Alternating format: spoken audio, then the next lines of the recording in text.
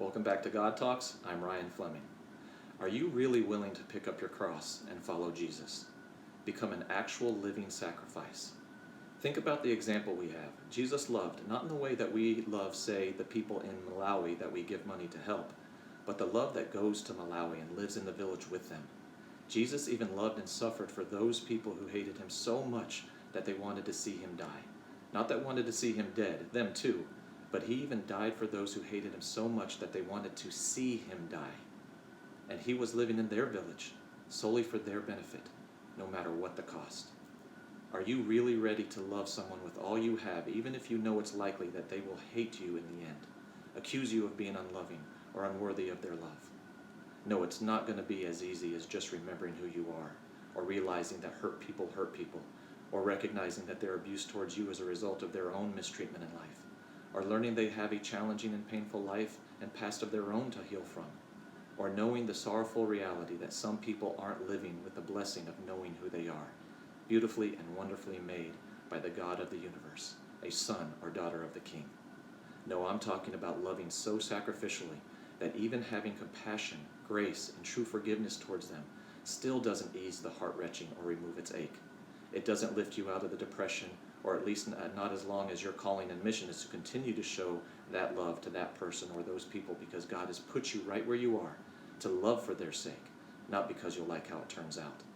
The only way to endure this kind of living sacrifice, the only way to bear this real cross, is by relying every moment of every day on the only one who can walk you through it and keep you on the right path and make sure you don't lose yourself in the process.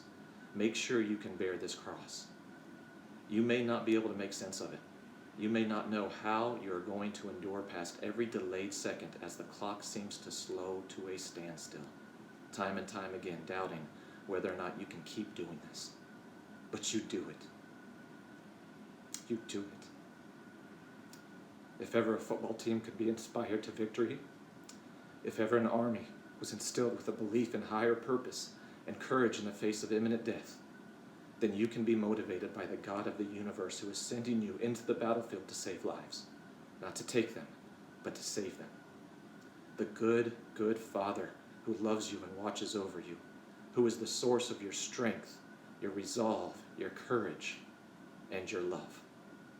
If ever you found a time to believe that you have everything you need at your disposal, every tool, every weapon, the wisdom, the courage, the ability, that you are everything you need to be because God made you that way, to stand up for what's right, to face the enemy, and be willing to suffer and sacrifice for the well-being of others, then now is that time.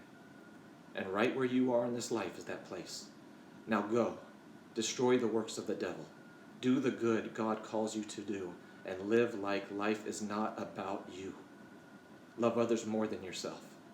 If you are a true Christian, then you lack nothing. You have every eternal form of wealth and blessing God has to give. Fight for others.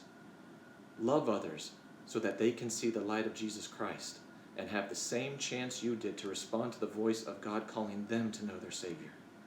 You have nothing to lose. The lost have everything to lose.